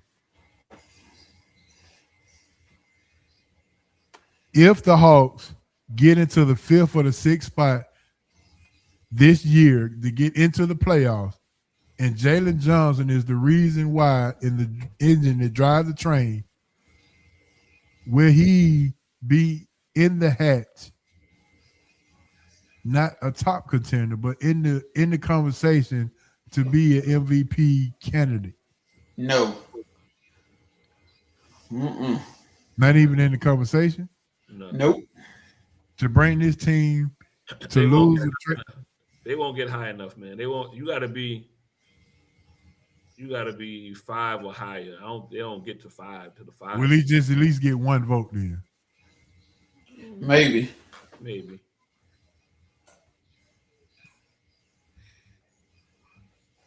To go through what you've been through, to lose KP, you traded him, you trade Trae Young, you basically dismantled the organization while you was in the 11th spot to move up 5 spots. You mean to tell me he don't get no kind of consideration to be in the conversation? Mm-mm. He might get a vote here or there, but I don't know. I'm not saying he go win it. I'm not saying he's leaving. No. Now, what'll happen is the expectation for him and for what they will be for the following year, that conversation will start. Will it become Jalen Johnson and the Atlanta Hawks now? Yeah. Do you extend Nickeil Alexander at this point? Yep. Yeah. Go ahead, give him an extension, right? Mm-hmm. Yes, sir. Who takes the last shot? Nickeil or Jalen Johnson? Johnson. I'm with you on that, Coach Johnson. Oh, you agreeing with Coach?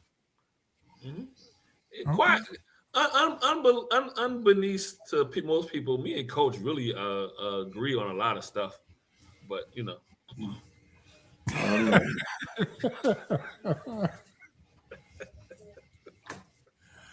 All right, Coach. With that being said, go ahead and let everybody know what time it is now, Coach. After that, right there, it's time for the SRT. After that, it's about time for the SRT fun bag. I'm discombobulated after that statement. Fun bag time. SRT fun bag. Go. No. Think. Since you're thinking now, go on. Think. Is it fun? No, sir. No, sir. Absolutely not. Zero fun, sir. Oh, funny. What in the world is in that bag? What you got in that bag? Are we having fun yet? Yes, sir. SRT fun bag is in the building. It is time to talk and chat it up. It is time to spread your wings and get it all going. All right, let's see what Big Z say before we jump into the fun bag. I think he's the conversation, but next year, if he gets down like now, he's a contender. Okay, for sure. All right, SRT fun bag. We gonna got some folks joined in and jumped in because the fun bag is here. All right, Ace, you've been missing a couple of weeks, so you should get first crack at this. All right. First question. What is your favorite, growing up, what is your favorite brown bag or lunch box lunch that you take to school or take to summer camp? Ooh.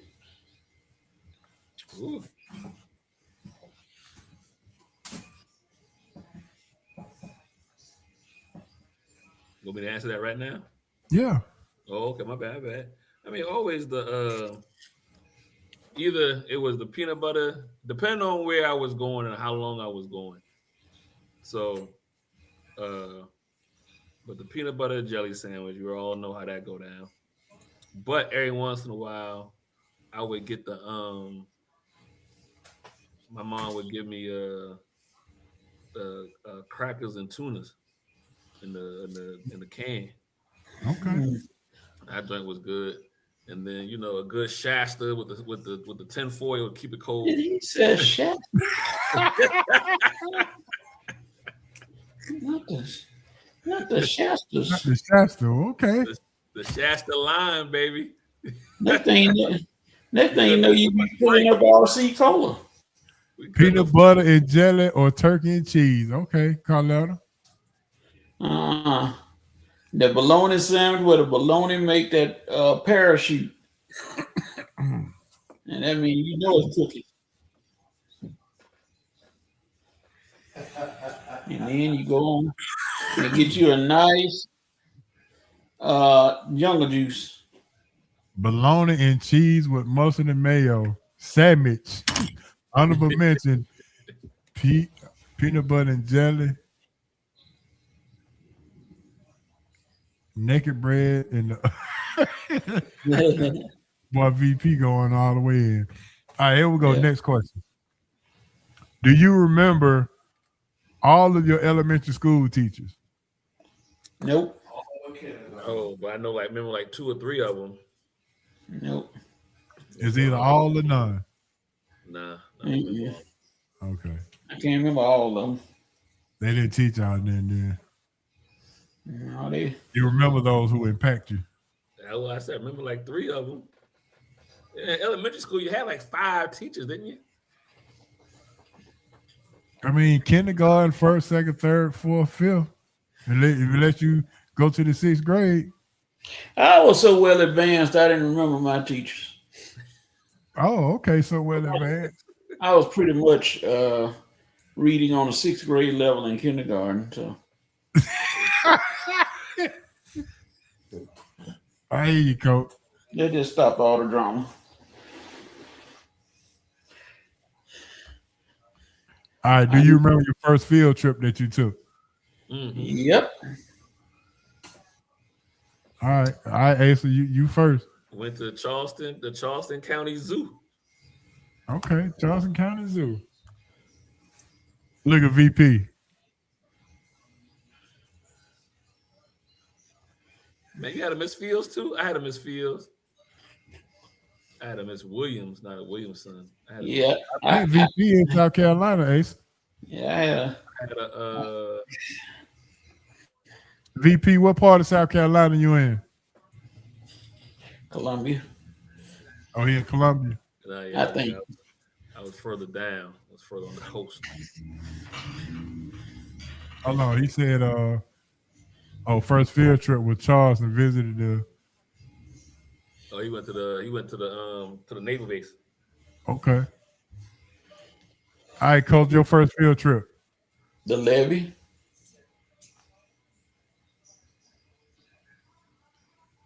Okay. Spartanburg when he grew up. Yeah, we ain't acknowledged nothing above Columbia. They probably didn't acknowledge nothing below Columbia. That's how the state gets. All right, the Fern Bank. Miss Sharonda Fern Bank. And before we go any further, let's go ahead and give Miss Sharonda a round of applause because her birthday is tomorrow. Nice, Sharonda. Sharonda. Yes, sir. Let's go ahead and get her a birthday shout out already. Man, 21 is nice. Yes, sir. 21 is nice. My first field trip was Lookout Mountain. And it wasn't with the school, it was with the Boys and Girls Club.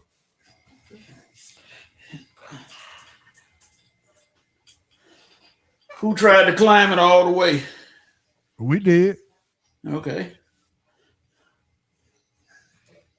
Yeah, we got on up in there. The first time we stayed in cabins, staying away from the home, staying in cabins, and everybody tried to talk about there was a snake crawling across the room and everything. So you know how that went down. Mm-hmm.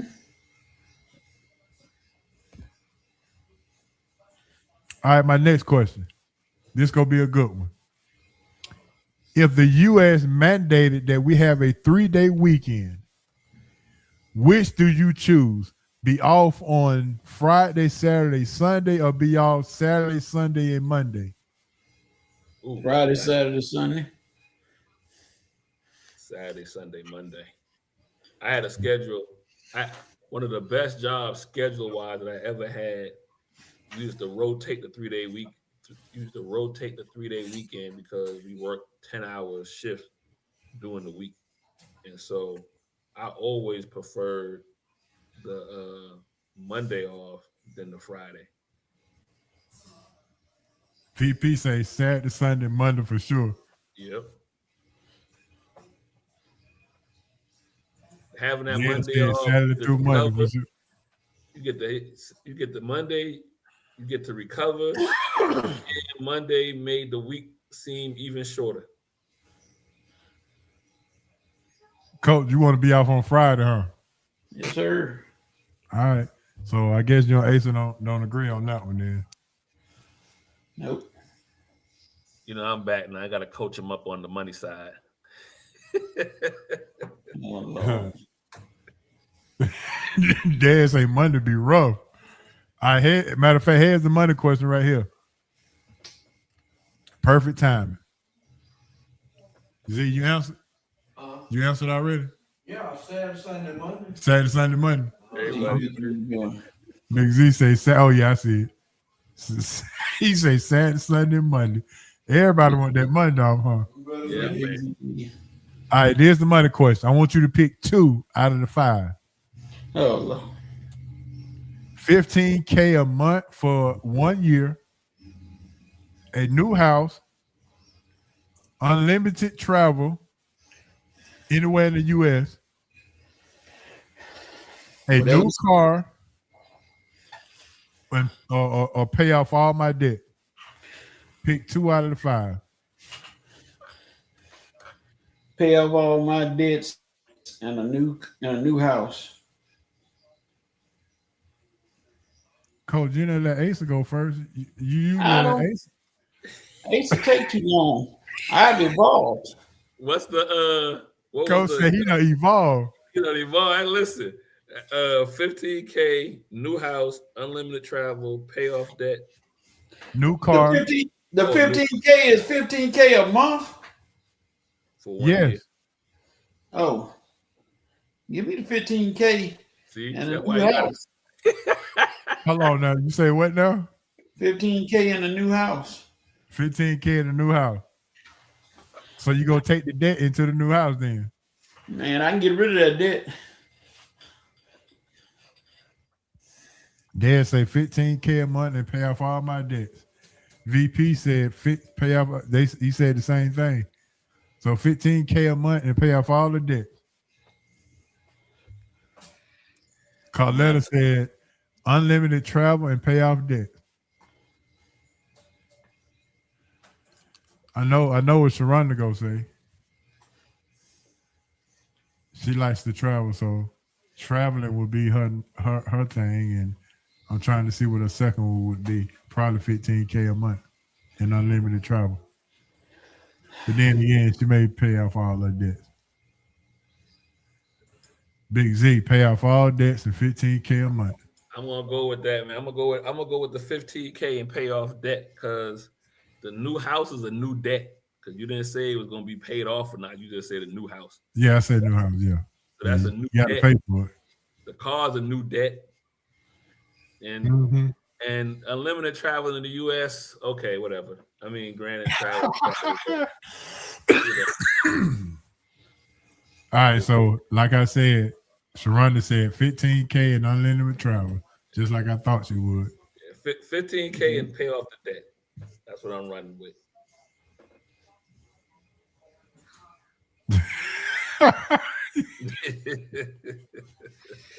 All right, the next money question. This should be an easy one for you, Coach. 100 million right now and get nothing else for the rest of your life, or 10 million a month for the rest of your life.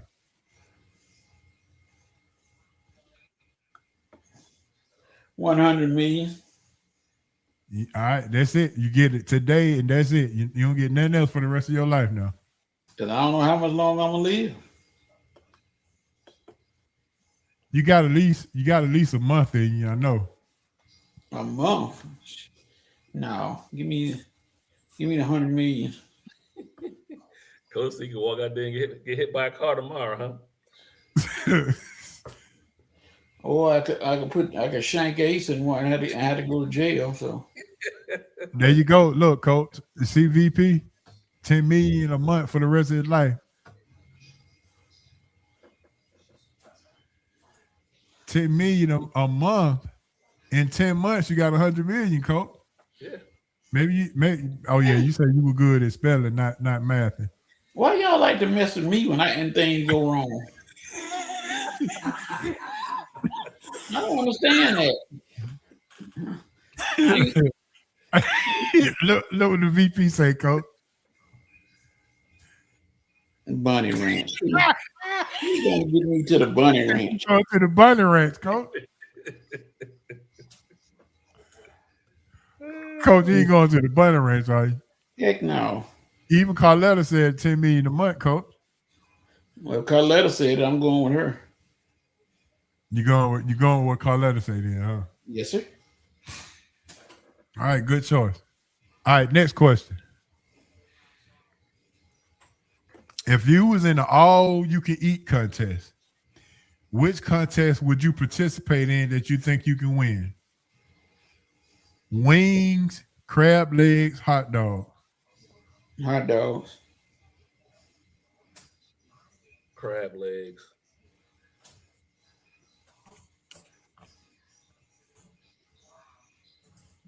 Z say wings. Okay. Big Z. Yeah, he allergic to crab legs. He can't eat that. Oh, man. Yes, sir. VP, crab legs, easy. He was South Carolina. Crab legs. And Rhonda say crab legs. She traveling eating crab legs. Okay.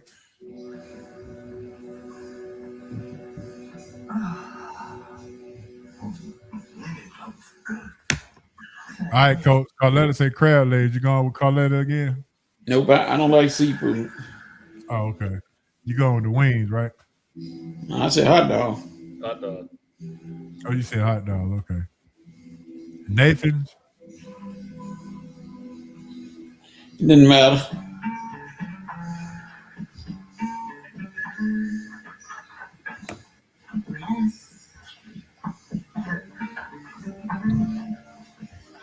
All right, let's go ahead and get up out of here. Let me get this last question in. I was worried about you. What musical artist that has passed away that you wish you would have seen in concert? Michael Jackson. I know. Okay. Luther. Okay. Mike up there too though, but Luther. VP said Prince. You have to keep babysitting. Hey, VP man, I Whitney shoot Houston. myself every day not going to that Prince concert. Yeah. Anybody go say DMX? No. I seen DMX. Well, back on DMX. He be crazy. Anybody go say Heavy D? Please don't do that. Don't look here. I done said my chill. Don't try to make it hard. That's a good one too. Heavy D's a good one too. What if I want you Who did you say, Coach? Prince. to sleep with me tonight? Yeah. Oh, Michael Jackson. Not Prince. I said Michael Jackson. I saw Prince. Yeah, Michael Jackson. Okay. What about Frankie Beverly, Coach? I'm not a big Frankie Beverly fan. I like him, but I ain't gonna break down. Frankie so much. I've seen Frankie so many times. I can't handle a grown conversation right now. You see that, Ace? Yeah, I see it, man. I when he was here at the Fox, that I was like, nah. I said Prince will be back here in about 6 months. I'll go then. And then like a week and a half later, the news came out he passed away. Why not? No. Look, we'll talk about all that later, but not right now. Okay, Prince. I just Okie dokie. All right, VP. All right, my last question of the night. What comedian get a whole lot of props for being funny, but in your mind, they really not funny? Drewski. I already knew you were going to say that, Coach. Somebody think he made him think he was funny. He crazy. That clown. At first, I thought, I still like Kevin. I'm with you, Z.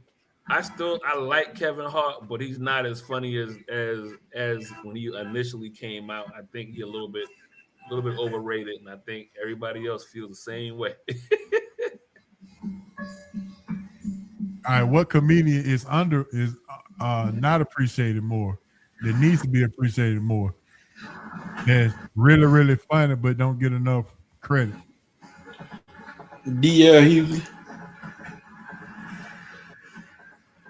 I think what's his name? Owens, Greg G.O. Hey, Coach, look, Coach.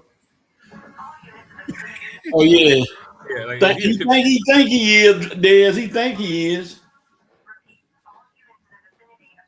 I know Coach don't hate too many things, but he cannot stand that Drewski guy. Yeah, he don't like Drewski. He about as bad as that with you and Hurley. And Hurley, yeah. Ooh, boy, y'all got it in for them boys, don't you?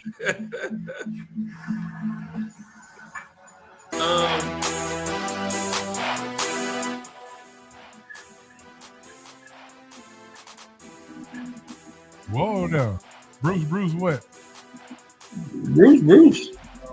Don't get appreciated more. Oh yeah. I agree with that.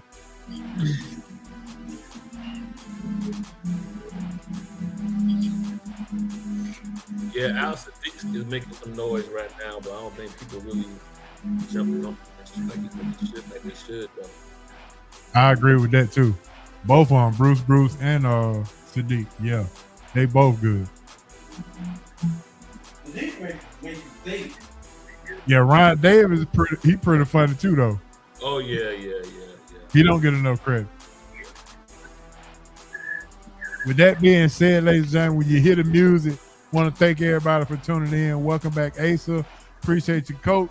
Thanks for everybody continue to tune in and support Sports Roundtable.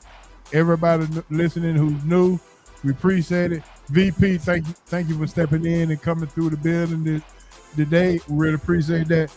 And make sure y'all treat Sharonda right tomorrow, as her birthday is tomorrow.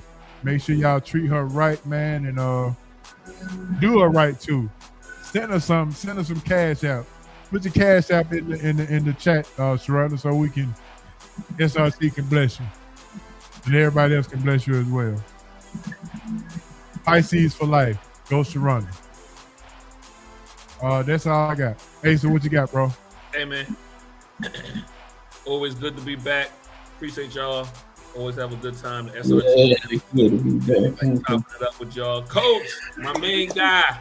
Good to see you. Good to see you, H.O. Appreciate you having me on, man. Always have a good time. As always, check me out on Monday, 7 to 9. Just go to DNA Sports Talk on all social media and you'll find the link. If we check you out, when are you going to check us out? All right, Coach, what you got? Shout out to H.O., Big Z, Dez, all the crew, everybody who joined us today. Shout out to one Smithy, and all the guys, and Bob. Everybody, make sure you join us again next week. Make sure you follow us Saturday on the Red Rail Sports Show, 10:30 until. And if y'all see a guy in the street named Asa Brown, his hand and say congratulations.